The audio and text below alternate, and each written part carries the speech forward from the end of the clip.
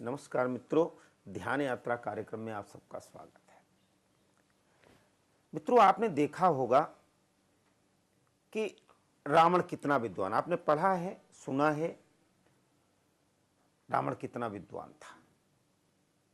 और महाराज श्री ने भी कई बार इसका उल्लेख किया कि मन के कारण सब कुछ होता है। उसने कैसी लीला रची, ये लीला कहा जाए, मन कहा जाए, उसका मन क्या हुआ जो भगवती सीता का हरण कर ले आया। कंस को क्या हुआ, अपने पिता को जेल में डाल दिया। कई बार आपने पढ़ा होगा, कई बार बड़े बड़े साधु संत ऋषि मुनि भी कहीं ना कहीं उस चक्कर में पड़े, जैसे नारद जी। ऐसा क्यों होता है? विनाश और निर्माण की ये लीला, यश अपयश की ये लीला, दिन और रात्र की लीला, क्या है इसका रहस्य? और आज के परिप्रेक्ष्य में देखा जाए तो कहीं ना कहीं हम विनाश की ओर बढ़ रहे हैं और माध्यम वो बन रहा है विज्ञान, जो विज्ञान निर्माण भी करता है। ऐसा क्यों? चलते हैं ध्यान यात्रा में जो आपको ले चल रहे हैं। और बीच बीच में मित्रों याद रखना, वो ध्यान यात्रा जैसे कि बहुत से एपिसोड में महाराज जी संकेत कर देते हैं, ये है यहां ध्यान यात्रा समापन और समाधि का शुभारंभ। संकेत आप समझें। परमादरणीय परम पूजनीय महायोगी पारण बाबा जी महाराज श्री, विनाश और निर्माण की लीला, जो विज्ञान निर्माण करता है वही विनाश की ओर भी ले जा रहा। आपने कई बार कहा, रहस्य क्या क्या कहना, इसको थोड़ा और आप विस्तार से बताएं। मनुष्य, जब सबका केंद्र मनुष्य है, जी, मनुष्य ने ईश्वरीय व्यवस्था में जी, अपने आप को स्थापित करने की कोशिश किया है। जी, उस स्थापना के विज्ञान में मनुष्य ने मन में इतनी प्रबीणता पाली है कि वह मन को कभी जोगी बना देता है, मन को कभी रोगी बनाता है, मन को भोगी बनाता है, और मन को कभी बुद्धिजीवी बना देता है मन ही। मनुष्य का मन एक बहुत उच्च कोटि का वैज्ञानिक है और मनुष्य का मन बहुत उच्च कोटि का साधक है। दोनों में तपस्या है, दोनों में योग है। मनुष्य जब योग करने लगेगा, मनुष्य जब नियम धारणा ध्यान, मनुष्य जब नियम आसन प्राणायाम धारणा ध्यान समाधि का जब प्रयोग करेगा, या पता नहीं कि उसके अंदर का देवत्व पैदा होगा, उसके अंदर में असुरत्व पैदा होगा, ये मनुष्य को नहीं पता है। वह जोगी बनकर भी असुर बन जाता है, रावण जैसा जोगी कौन? जी जी जी, वही तो मेरा। वह जोगी बनकर भी आपको असुर बन जाता है, और वो जोगी बनकर भी आपको कृष्ण बन सकता है। कृष्ण एक महायोगी थे, रावण का योग कम नहीं था। हमने रावण में कोई दोष नहीं देखा। हमने रावण को जब भी रावण की ओर, रावण की तपोस्थलियों पर पहुंचे, हम बहुत हिमालय में यात्रा करते हुए अनेकों उसके नाम से प्रसिद्ध तपोस्थली को हमने देखा। लोगों ने कहा यहाँ रावण ने तपस्या किया था। जब यह प्रचलित दंत कथाएं हैं तो कुछ न कुछ उससे जुड़ा है। इससे रावण वहाँ प्रभावशाली है, उसके तपस्या पूछा, उसके उस तपोस्थल से पूछा गया, हे भूमि, तुमने ऐसी कौन सी व्यवस्था कर दी कि एक तपस्वी रावण आपको अहंकार मद में खो गया? कहते भूमि ने कहा, मन प्रकृति कहती है मैं प्रकृति हूं, मेरे में निर्माण तब पैदा होता है जब मेरी खिंचाव की ओर जब पुरुष आता है। प्राण की शक्ति जब प्रकृति को ओर खींचेगी नहीं, आपको निर्माण नहीं। प्रकृति अपने में प्रबल है, साक्षी है, बैठी। उसी तरह से मनुष्य के अंदर में जब उसकी क्रियाकलाप है, मन से जुड़ा हुआ क्रिया है, मन के विचार से जुड़ा हुआ क्रिया है, मन के भाव से जुड़ा हुआ क्रिया है, या मन के संकल्प से जुड़ा हुआ है। ध्यान दीजिएगा, संकल्प भाव विचार, विचार तरंगे आपको पोषक भी है, मारक भी है। विचारों में इतनी ताकत है, शास्त्रों में आपने पढ़ा है, शास्त्रों को फिल्मों में आपने देखा है। धनुष पर तीर चढ़ाते हैं और बुद्ध मन में कुछ संकल्प करते हैं, और तीर जब ही छोड़ा जाता है तो वो एटॉमिक ऊर्जा बन जाता है। ये राम के पास भी था, रावण के पास भी था, कुंभकर्ण के पास भी था, मेघनाथ के पास, लक्ष्मण, सभी के पास था। सभी ने इसको माया कहते हैं। सभी के पीछे माया बल था आपको, और आज भी वो माया बल विज्ञान का रूप ले लिया। एक छोटा सा डिब्बा में आपको विनाश की लीला छिपी हुई है। पहले वो विचार में छिपा हुआ था, अब वो तत्व का रूप लेकर के, पदार्थ का रूप लेकर के, भौतिक रूप ले, मूर्त रूप हो जो गया। मूर्त, जो विचार है मूर्त रूप ले हुआ। पहले हमारा पूजा पाठ ध्यान अस्तित्वगत था। बहुत अच्छा महाराज जी, बहुत रहस्य, आपने तो हाँ। बिल्कुल सही बात है। वह अब वह रहस्य जो था ना आपको, जी। जो हमारे मन का संकल्प था, जो मन का विश्वास था, जो मेरे मन का देवता थे, मन के इष्ट थे, वो आपको मूर्तियों का रूप ले लिया। महाराज जी, इसीलिए बहुत से लोग कहते हैं कि विज्ञान डेवलप करा। ये विज्ञान तो हमारे साथ पहले से ही था ना, हमारे पास सब विज्ञान है, ये कल का विज्ञान है, आज का विज्ञान नहीं है। जी जी जी मन बताया ना कि मन में दिशा परिवर्तन हो गया। जी। मन ने सोचा कि जब ये संत महात्मा कह रहे हैं कि श्री चक्र में बहुत ताकत है, संत महात्मा कह रहे हैं श्री चक्र में बहुत ताकत है। श्री चक्र का जो ओम ह्रीम श्रीम मंत्र है आपको, का इस ह्रीम में क्या छिपा है, खोजने की प्रक्रिया बदल गई। पहले खोजने की प्रक्रिया में ह्रीम को चांट करके, जाप करके, इतने हजार जाप करेंगे, इतने हजार इसकी आहुति करेंगे, तो इससे ये तत्व निकलेगा, ये मेरा विचार संकल्पित हो जाएगा, मेरा भाव बदल जाएगा, मैं इससे निर्माण कर सकता, मैं इससे विनाश, ये भाव था। अब हो गया उन शब्दों में कौन सा भेदन है, कौन सा परिच्छेदन है। तो उन्होंने देखा कि इसमें इलेक्ट्रॉन की मात्रा कितनी है, इसमें न्यूट्रॉन की मात्रा कितनी है, इसमें आपको प्रोटॉन की मात्रा कितनी है, उन्होंने देखा। फिर उन्होंने ये देखा कि जब ह्रीम 3 शब्द आता है आपको, क्रीम 3 शब्द आता है, श्रीम 3 शब्द आता है आपको, विराम इसमें गिनती नहीं है। इस व्याकरण के माध्यम से हम आप विराम को जो उसमें जो भवन उसको हम आप बिंदु में बदल सकते हैं। हमेशा लिखा, अगर हम श्रीम लिखते हैं तो बिंदु में बदल देंगे, अंग्रेजी में आएगा तो आपको शब्द बन जाएगा, शुद्ध हिंदी में आएगा तो शब्द है। इसलिए इसमें 3 शब्द हैं, इलेक्ट्रॉन है, प्रोटॉन है, न्यूट्रॉन है, अर्थात सत रज और तम। आज का विज्ञान इलेक्ट्रॉन प्रोटॉन न्यूट्रॉन कहता है, कल का विज्ञान सत रज तम कहता है। और कल का विज्ञान सत रज तम को ब्रह्मा विष्णु महेश कहता है। 3 एक भौतिक रूप आ गया आपको। वो जो तात्विक था, जो अजोनिस था, वो जोनिस में बदल गया। उन्होंने कहा शिव जी की क्षमता है, शिव जी तमस के प्रतीक है, अंधकार के प्रतीक है। शिव जी जल्दी प्रसन्न हो जाते हैं, अंधकार में थोड़ी सी तिली में दबा दीजिए प्रकाश हो सकता है। एक तिली में जला दीजिए ना, जी जी, एक पत्थर से पत्थर को टकरा दीजिए, प्रकाश पैदा हो जाएगा। इसलिए अंधकार विनाश का बोधक है, संपूर्ण को निगल जाने का बोधक है, लेकिन वो अंधकार में सरलता है प्रकट करने की, वो सरल में प्रकाश को प्रकट कर देता है। प्रकाश रोशनी होती है, रेडिएशन होता है उसके अंदर में, वो विकिरण संसार में फैल कर विभिन्न प्रकार ऊर्जाएं देती है।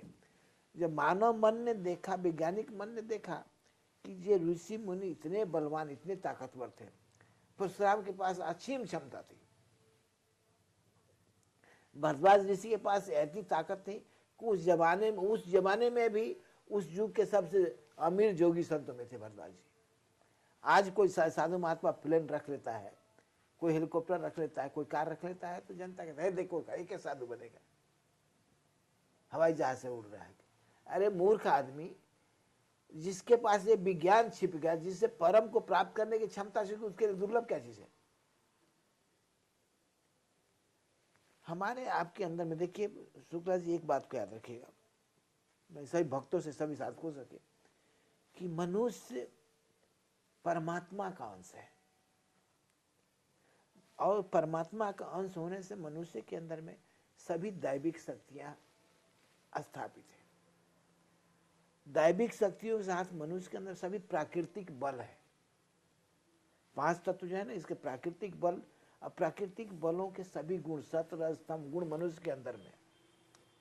मनुष्य जब आपको जागृत होता है तो कभी रज प्रधान काम करता है, कभी तमस प्रधान, कभी आपको सात्विक प्रधान होता है। सात्विक इसलिए नहीं होता कि वो शिथिल हो जाएगा, सात्विकता का मतलब होता है क्रिया विहीनता, क्रिया नो, जिसमें एक्टिविटीज ना हो। इसलिए धार्मिक व्यक्ति, हम जैसे हम हमारे आज हजारों लाखों विश्व के अंदर में संत महात्मा है, वो अपने आप को धार्मिक कहते हैं, लेकिन वो महा आलसी होते हैं। आप देखें, सात्विक सत्य को पालन करने वाला, शुद्ध खाना वाला व्यक्ति आलसी होता है। उसके शारीरिक बल नहीं होता है, उसका मन उतना एक्टिवेट नहीं करता है, वो चुपचाप बैठ करके अपने में आनंद की खोज करता है। वो पुजारी होगा लेकिन मंदिर की पूजा नहीं कर सकता है। असली पुजारी जो सात्विक होगा, जो आहार विहार में सात्विक होगा, वो पूजा नहीं कर पाएगा, क्योंकि उसकी इंद्रियां उसे इंप्रेस नहीं कर सकती हैं। तो धीरे धीरे पीछे वो लौटेगा, वो कोशिश करेगा भगवान के गर्भगृह में जाकर चुपचाप बैठा रहे, क्योंकि शुद्धता को पसंद करता, अब शुद्धता को विशुद्धता में बदलना चाहता है। वो अंतःकरण के भेदन करके अंतस होना चाहता है, वो उसके अपनी खोज हो सकती है। और वही व्यक्ति जब सत में रज की सक्रियता होती है ना, वो बलवान सक्रिय होता है, एक्टिव होने लगता है। जब प्रोटॉन में इलेक्ट्रॉन समावेश करता है तो डबल एनर्जी हो जाती है, और वो एनर्जी आकर के वो विद्युत का काम करने लगती है। तो आदमी में जब वो प्रोटॉन न्यूट्रॉन दोनों आपको एक साथ मिलकर काम करने लगते हैं, तो जिस जगह को स्पार्क करते हैं उसको बलवान होता है। सत में रज मिल जाए। जी हाँ, सत में रज। तो अब इसमें और अंतर पड़ता है। सत रज में आप क्या होता है ना, मन जो है ना, मन क्या करता है कि गुण प्रधान बन जाता है। सतरज कारण से ये गुण है, जब मन के साथ सतरज तम जुड़ जाते हैं ना, जुड़ जाते हैं ना, तब ये सारी चीजें उसके अंदर में आ जाती है, उसकी एक्टिविटी बढ़ने लगती है। अब वो केंद्र बनाता है। मनुष्य के अंदर में आपको केंद्र है, पृथ्वी तत्व से लेकर के आकाश तत्व का केंद्र है, और इस वायुमंडल में भी केंद्र है। वायुमंडल में जब आता था भू भू स्व तपह जना मह सत्य, 7 तली से हम जब बैठे ना, हम आप बैठे, हमारे भीतर में तल है, हमारे आपके बाहर में एक तल बना है, आवरण बना है जो घिरा हुआ है। जब हमारा विचार जब उद्वेलित होता है, विज्ञान ने इसको क्या कर दिया कि इसमें विज्ञान ने सत में, रज में, तब में अल्फा बीटा गामा थीटा खोजा। वाह। उसे कहा ऊर्जा जब बहती है तो उसका स्पीड होता है, उस स्पीड का वेलोसिटी होता है, उसको मेजरिंग करने की एनर्जी उसको प्राप्त होती है। और जब हम आप मन के साथ जुड़ते हैं, ऊर्जा हमारे अंदर जब जागृत होती है, तो हमारे अंदर में वो कैपेसिटी डेवलप करने लगता है, और मन हमें आपको बांटने लगता है। वो अंत तक हमारी चित्त की वेलोसिटी मन में, हम इस चिदमय हो रहे हैं, चिद विलास से जुड़ रहे हैं, चिदाकाश से जुड़ रहे हैं, प्रकृति तत्व से जुड़ रहे हैं। हम मन के जागृत अवस्था में हैं, कि मन के चेतन अवस्था में है, कि मन के सुसुप्ति अवस्था में है, या मन के अधि में पहुंच के मन के प्रज्ञा के साथ जुड़े हैं, मन के तुमरा के साथ, सब कुछ मन ही है कह देते हैं। लेकिन मन जब आपको अंतःकरण को भेदन करता है, जब भू स्व भौतिक सूक्ष्म कारण जगत को भेदन करके अंतस में यात्रा करता है, अधिमन बन जाता है, तो आपको प्रज्ञा ऋतुम्भ्रा से जुड़ जाता है। महापांडित्य, महावैज्ञानिक, महायोगी बनाता है आपको ये मन। इस मन ने, आज के युग में मन का प्रभाव है। जितनी आप पश्चिम की फिलॉसफी पढ़ेंगे, सब मन।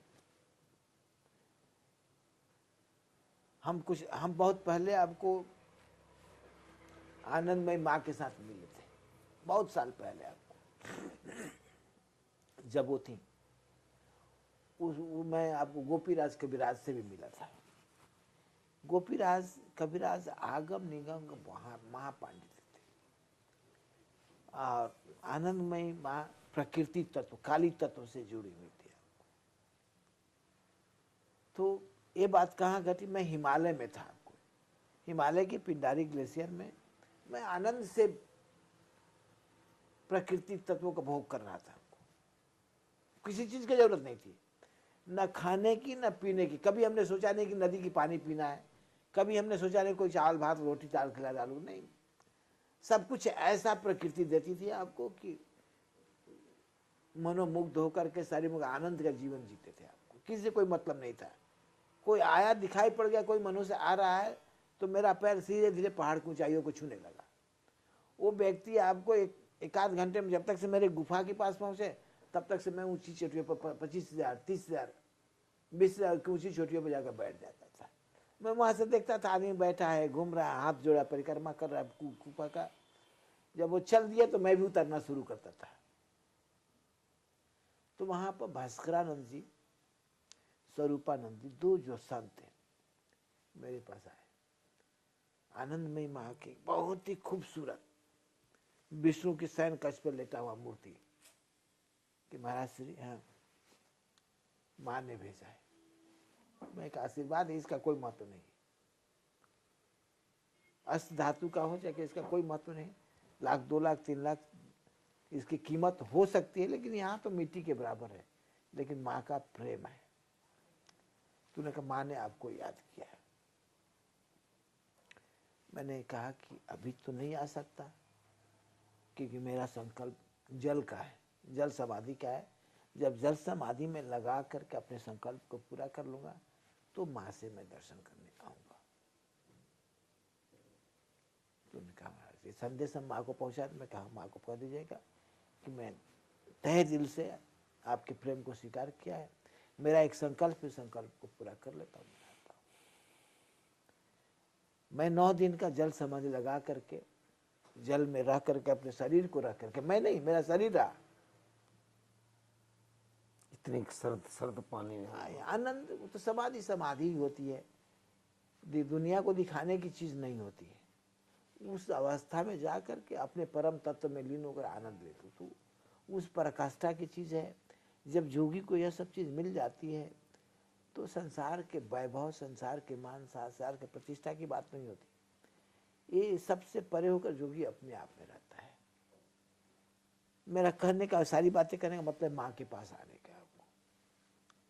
मैं आपको हिमालय हिमालय हिमालय हिमालय, भैरव घाटी, अपी पर्वत, फूलों की घाटी, आपको हेमकुंड इत्यादि होते ऊपर ऊपर अपने यहाँ से से बद्रीनाथ पहुंचा। बद्रीनाथ में दर्शन किया, घूमता रहा। बद्रीनाथ के चरण पादुका की तरफ चढ़ गया, ऊंचे ऊपर पहाड़ियों पर घूमता रहा। सुबह सुबह नेचर जो प्राकृतिक गुण है, मल मूत्र त्याग करना है तो होता ही है आपको। तो मन ऐसा, किसी महात्मा को हमने देखा कि मल नदी के किनारे त्याग कर रहा है। वो ऐसा बैठा है कि मल भी त्याग कर देगा, जल से सफाई भी कर लेगा।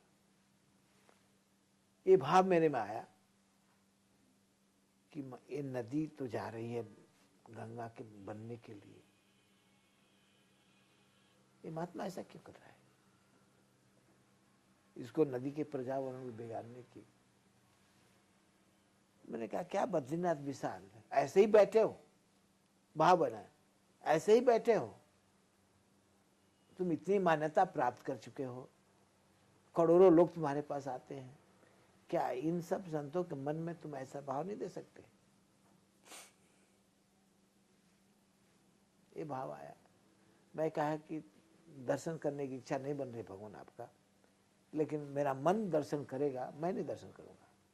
मैं तो जिस आनंद के लिए आया था वो आनंद ले रहा हूं। इतने में संत पानी से सफाई करने के बाद कहता है, ए पायलट बाबा क्या कर रहा था?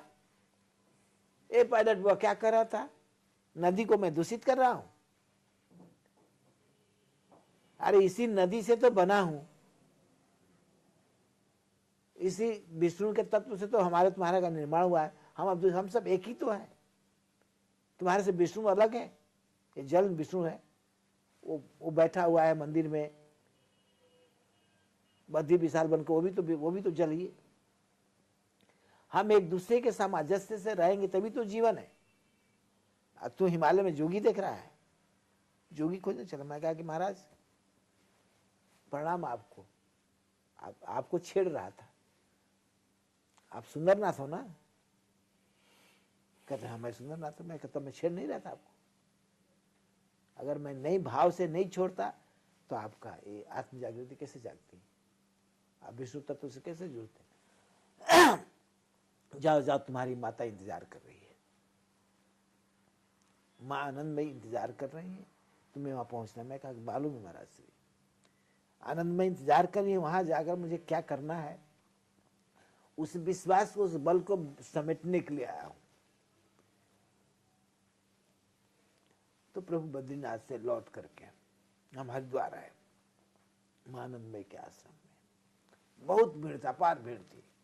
माँ एक अच्छी संत थी, उच्च कोटि की आत्मा था।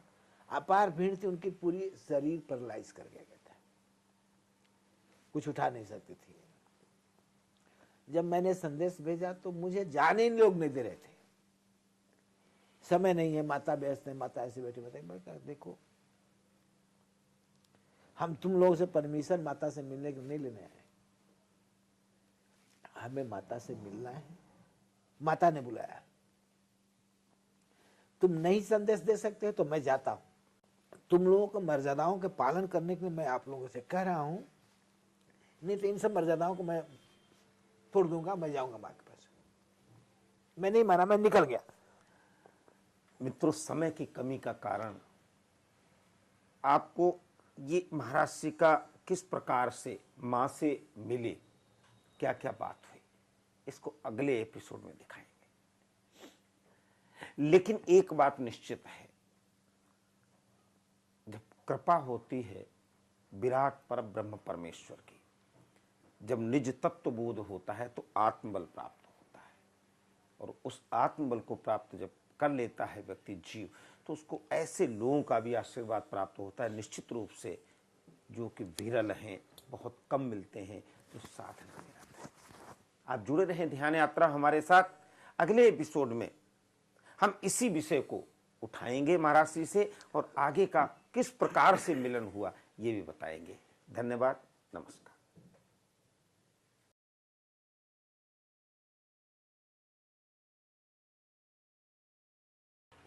नमस्कार मित्रों, ध्यान यात्रा कार्यक्रम में आप सबका स्वागत है। मित्रों, जब उस विराट परब्रह्म परमेश्वर की कृपा होती है, साधना के माध्यम से जब व्यक्ति वो स्फूर्ति, वो ऊर्जा प्राप्त कर लेता है, तो जो सुंदर आत्माएं हैं, पवित्र आत्माएं हैं, जिन्होंने साधन किया है, जिन्होंने तप किया है, उनकी कृपा दृष्टि प्राप्त होती है जीव को। आज यही अनुभव बताने के लिए हमारे साथ विराजमान है परमादरणीय परम पूजनीय महायोगी पायलट बाबा जी महाराज। महाराज श्री, मां से जब आप मिलने गए, आप कहते हरिद्वार पहुंचे, तो हरिद्वार में जाकर के मां से क्या आप मिले, और मिले तो क्या वार्तालाप हुआ? प्रभु, ऐसा होता है, हम सब मनुष्य कर्म के फल के प्राप्ति है। हमारा ही कर्म हमारा संस्कार बनकर, हमारा प्रारब्ध बनकर, हमारा भोग और भाग्य बनकर के सक्रिय हो जाता है। हम आज से नहीं, हम सदियों युगों पहले, भारतीय संस्कृति के मुताबिक आपको सतयुग, त्रेता, द्वापर, कलयुग, 4 युगों हैं। ऐसा कोई समय नहीं रहा होगा जहां हम आप नहीं रहे। ऐसा समय नहीं रहा होगा कि जब हम राम के युग में नहीं रहे होंगे, कृष्ण के युग में नहीं रहे होंगे, हर हम आप रहे हैं। और वह सारे संस्कार बनकर के हमारे आपके अंदर में, हम आप कहीं मिले थे तब आज यहाँ मिले हैं। आनंद में माँ कहीं मिली थी, हमारे उनके साथ कभी सत्संग रहा होगा, तब कभी जाकर आनंदमयी माँ का तपोस्थली अल्मोड़ा है।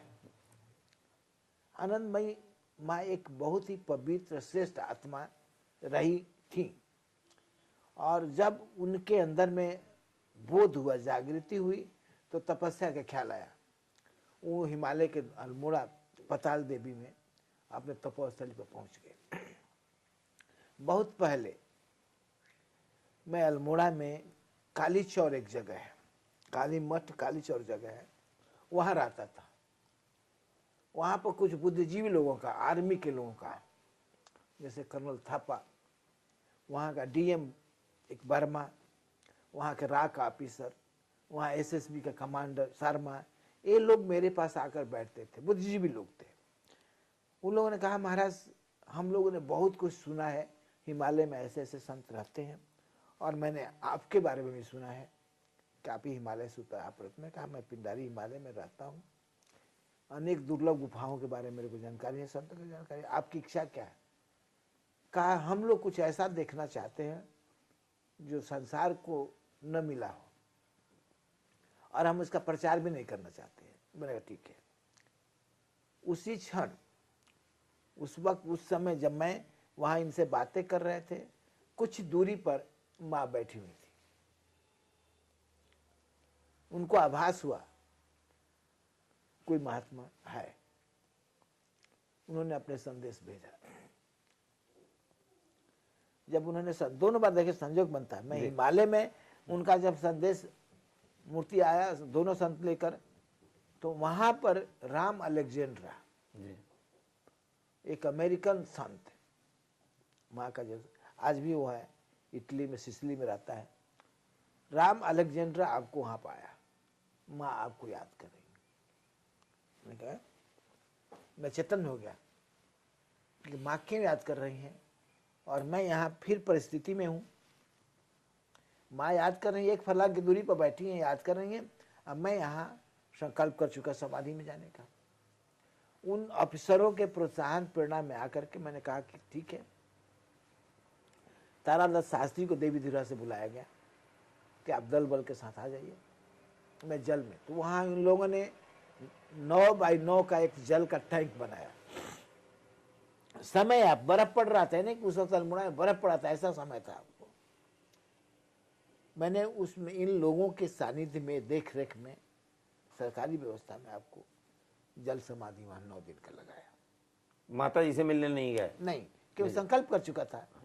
संकल्प कर देने का मतलब मैं उस सीमाओं को नहीं तोड़ सकता था। मेरा मन दूसरे से जाकर से आपको संवाद नहीं कर सकता था। तब तक से माँ चली गई, उतने दिनों के बीच में माँ वहां से चली गई थी। तो मैं अपना कार्य पूरा करने के बाद हिमालय चला गया, पर माँ चली गई थी। तो वो परिधि बद्रीनाथ से वो घटना आती है, 9 दिन की वहां समाधि, 9 दिन की हिमालय की समाधि, और वहां के बाद आपको बद्रीनाथ की यात्रा, सुंदरनाथ से संवाद। फिर हम आया यहाँ पर, तो वहां देखा मनुष्य, हम आप जब भीड़ में जाते हैं तो भीड़ के हो जाते हैं। मनुष्य जो बड़े हमारे आपके साथ में रहने वाले ना, हमें आपको ऐसा घेरौंदा बना देते हैं कि वो मालिक बन बैठते हैं, वो संचालन करना बैठ जाते हैं, हम आप एक टूल की तरह, एक मूर्ति की तरह काम करने लगते हैं। वहां देखा मां आनंदमयी के चारों तरफ एक व्यवस्था फैला हुआ है। वो व्यवस्था जिसको चाहे मिलने देगा, जिसको चाहे नहीं मिलने देगा। उनको मालूम तो नहीं कि कौन आत्मा, कैसी आत्मा आ रही है, माँ ने किस आत्मा को बुलाया, उनको मालूम है, हमें मालूम है। अगर हम उनकी व्यवस्था में हम फंस जाते हैं तो हमारी आपकी दूरियां बंटने लगती है, फिर अहंकार टकराने लगता है उनके अहंकारों को। तो इसलिए हमने उनके इस सब पर देखिए, आपकी सारी मर्यादाओं को, सारे नियम कानून को मैं पालन करने के लिए आप लोगों से कह रहा हूँ। अगर ऐसा नहीं है तो हम जाते, हमें आपकी मर्यादाओं की सीमा में नहीं रहना है। हम जाते हैं, माँ से मिलते हैं। जब ही हम अपने बल से आगे बढ़ने सब पीछे कहा ए बाबा, ए बाबा, ए बाबा, एक ऑर्डिनरी बिहेव में मैं कहा कि चिल्लाते रहो, तुम लोग बंदर हो, तुम्हें समझ नहीं है हम किस लिए आए हैं। हम जब अंदर गए तो देखा माँ बैठी है और असहाय है। आत्मा तो कभी असहाय नहीं होता ना, शरीर असहाय है, शरीर असहाय, और शरीर के असहाय होने से मन पकड़ में नहीं है, और आत्म चेतना तो जगी हुई। लोक सेवा कोई पिलाने की कोशिश करा, कुछ करा, मैं करूँ। माँ से थोड़ी अच्छी बातें हुई, मैंने क्षमा मांगा, माँ मैं अल्मोड़ा में नहीं आ सका, आप करीब में थी, आपका संदेश पिंडारी में नहीं आ सका। दोनों बार मेरी मजदूरी थी, दोनों बार मैं समाधि में था। आज मैं उस संकल्प को पूरा करने के लिए आपकी सेवा में हाजिर, आज्ञा दीजिए। तो उन्होंने इच्छा व्यक्त किया कि बेटा तू हमारे साथ रहो, हमारे साथ नर्मदा किनारे चलो। मैंने कहा नहीं माँ, ऐसा हमारा आपका संयोग नहीं है, हम तो आशीर्वाद के लिए आए हैं, हम आपका प्रेम ने हमें, हम तो आपके आशीर्वाद के लिए आए हैं और आपको आशीर्वाद देना होगा। माँ मुस्कुरा दी। दो काम कर रहा है, मैं आशीर्वाद मांग रहा हूं, उनको अंदर चेतना जाग रही है। जब हाथ उठेगा तभी तो आशीर्वाद देंगी, गले पकड़ेंगी, और वो सब शून्य हो गया है। तो मैंने कहा माँ आशीर्वाद दीजिए, हाथ उठाइए। मैंने सिर नीचे कर दिया, उनका खट से हाथ उठ गया। बस मैंने चरण से मेरा काम हो गया, माता मेरा काम हो गया। भगवान ने आपकी चेतना को जागृत किया, मुझे आशीर्वाद मिला, मेरा परिणाम चलती। ये माँ की हमारी प्रथम और अंतिम भेंट थी। माँ आनंदमयी। और इसका कहने का मतलब कि हमारा आपका प्रारब्ध, हमारा आपका संस्कार भोग बन करके तभी सक्रिय हो जाता है जब हमारी आपकी स्मृतियाँ, अतीत की स्मृतियाँ एक जगह इकट्ठी होती है। महाराज जी, बहुत आश्चर्य कई बार होता है कि जब बच्चा प्रकट होता है तो कई ज्योतिषी, कई लोग बता देते कि बच्चा ये बनेगा, ऐसा क्या, ये निजी प्रश्न है, लेकिन मेरा मन नहीं कर रहा है। क्या आपके विषय में क्या ऐसी घोषणा पहले हो गई थी, ये बच्चा आगे जाके संत बनेगा, या कहाँ मोड़ कैसे आ गया एकदम? ऐसा नहीं कि मैं कई बार आपसे पूछ चुका हूं, आपने बताया नहीं। ऐसा है जी, जो एस्ट्रोलॉजी है जी, ना, जी, यह एक विज्ञान है। जी, और यह ग्रह नक्षत्रों को परिधि बनाकर सूर्य का विज्ञान है।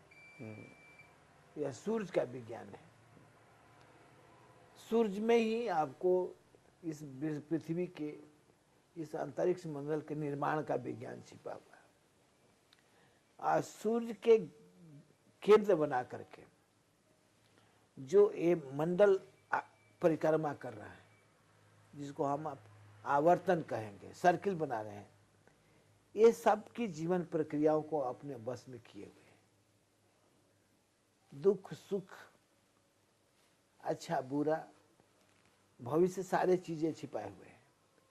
जो इस गणना करना जानता है वो बता सकता है, और हर मनुष्य का भविष्य उसके पास छिपा हुआ है। अगर कोई मनुष्य को देखने वाला हो, उसके तल में झांकने वाला है, संस्कार को समझने वाला हो, जो सूर्य विज्ञान को, चंद्रमंडल के विज्ञान को जानता हो, वो भविष्य कर सकता है। हम लोग तो फौजी हैं। जब हम साधु नहीं बने थे तो मेरा मन तो फौजी था।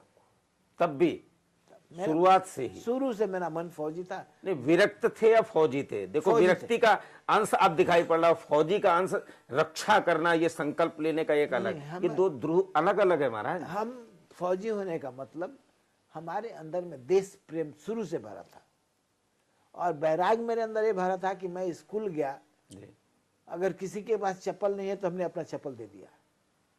किसी को रास्ते में देखा कपड़ा नहीं पहना तो मैंने कपड़ा उतार कर दिया। बैराग शुरुआत कैसे हुई? शुरुआत ऐसा था कि मैं कभी भी आपको जो कुछ पहन कर जाता था, लेकर जाता तो उसे लौट करके नहीं लाता था, वो बांट कर आता था। ये बैराग था मेरे अंदर में। बैराग ये मेरे साथ था कि कोई व्यक्ति, कोई हमसे 50 साल बड़ा हो, गलत नहीं कर सकता था। अगर मेरे को देख लिया तो उसको गलती करने की हिम्मत नहीं होती थी। ये बैराग था मेरे अंदर में। एक सम्मोहन था कि उस क्षेत्र के, उस गांव के, उस शहर के लोग के ऊपर एक प्रभाव मेरे को देख होता था कि ये व्यक्ति गलत काम को नहीं पसंद करता, गलत सोच का साथी नहीं हो सकता है, और देश की कोई निंदा नहीं कर सकता, देश की कोई शिकायत नहीं कर सकता था मेरे सामने। ये मेरी भावना। तब राजनीतिक परिदृश्य कैसा था? कुछ राजनीतिक परिवेश का देश गुलामी से मुक्त हुआ था। हाँ, सामाजिक राजनीतिक परिदृश्य कैसा था? क्या इतनी जो गंदगी फैल गई इतनी थी, अब शुचिता पवित्रता का अंश था? नहीं, इतना गंदगी नहीं था। जब से इस देश में आपको प्रजातंत्रीय व्यवस्था आया, लोग करप्ट होते गए, लोगों ने देश का शोषण करना शुरू कर दिया, अब तो आपको उस शोषण करने की प्रक्रिया का अंतिम अवस्था है।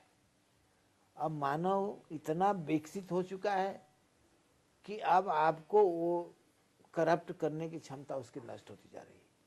2-4 साल, ज़्यादा समय नहीं, 2-4 साल के बाद ऐसा समय आएगा कि मनुष्य आपको स्वेच्छा से काम करेगा। मतलब सात्विकता आ जाएगी। सात्विकता नहीं, फुलफिलमेंट आ जाएगी, संतुष्टि आ जाएगी।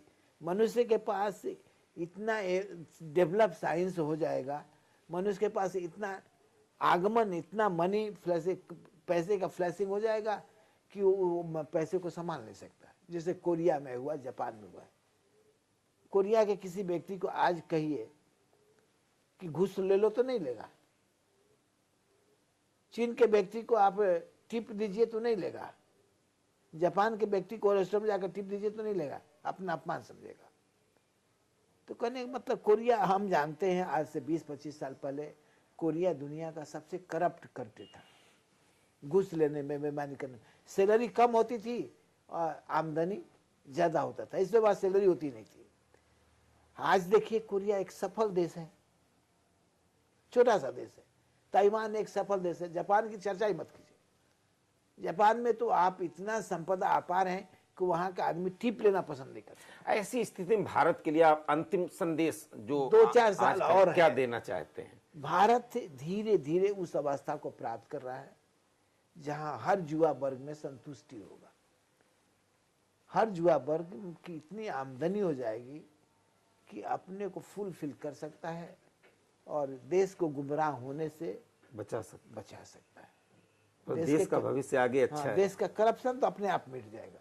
जी। कोशिश किसी साधु महात्मा हमारे अब कोशिश करने की जरूरत नहीं है, ये स्वतः हम उस दिशा की ओर बढ़ रहे हैं कि हमारा देश आपको एक अच्छा देश बन सकता है। फिर हम बात करेंगे इसके ऊपर, देश के ऊपर आपका प्रश्न आएगा तो। देश में बहुत परिवर्तन होने जा रहा है। देश धार्मिक सामाजिक रूप में विकसित होने जा रही है। देश का IT विज्ञान बहुत ही सफलता को प्राप्त करेगा विश्व में, और भविष्य में हम अगले 8-10 सालों में ये देश एक सुंदर देश बन करके विश्व उभरेगा। उसके साथ खतरा भी आ रहा है क्योंकि विनाशक प्रवृत्तियां भी इसी बैलेंस के साथ आगे बढ़ रही है। देवत्व प्रवृत्तियां बढ़ रही है, आसुरी प्रवृत्तियां भी बढ़ रही है, दोनों बराबर कर रही है। कौन ओवरटेक करेगा ये डिपेंड करता है हमारे आपके तपस्या पर, बल पर। आपको विश्वास है कि गंगा पवित्र होंगी, पर्यावरण शुद्ध होगा और भगवान सूर्य की ऊर्जा पूरी तरह विज्ञान प्राप्त होगी मानव को? आप ये विश्वास व्यक्त कर रहे हैं? हाँ, सूर्य आपको प्रकृति लय के बजाय प्रकृति प्रदत्त होकर हम लोगों की ओर आकर्षित आएगा। चलिए, होनहार बिरवान के होत चीकने पात। जो व्यक्ति आगे चलकर क्या बनेगा उसका तो झांकी पहले दिखाई पड़ जाती है। ट्रेलर जिसे कहते हैं ना, महाराज सिंह ने अभी बताया कि हमारे पास जो होता था मैं दे देता था। आज अगर आपकी आत्मा कहे तो अगर आप किसी को दुखी देखें, निश्चित रूप से उसकी सहायता करें। अभावग्रस्त देखें, उसकी सहायता करें। ध्यान यात्रा में चलने के लिए ये भी एक सर्टिफिकेट है ना महाराज जी? प्रमाण ये भी एक प्रमाण है। ये नंबर आपके काउंट किए जाएंगे। जी हाँ, बाबा जी का जो कहना है हम उस पर निश्चित रूप पे चलें और संगत छध्वम संबद्धम संवई वनांसिता जानताम की सूत्र अपनाएं, कल्याण होगा। धन्यवाद।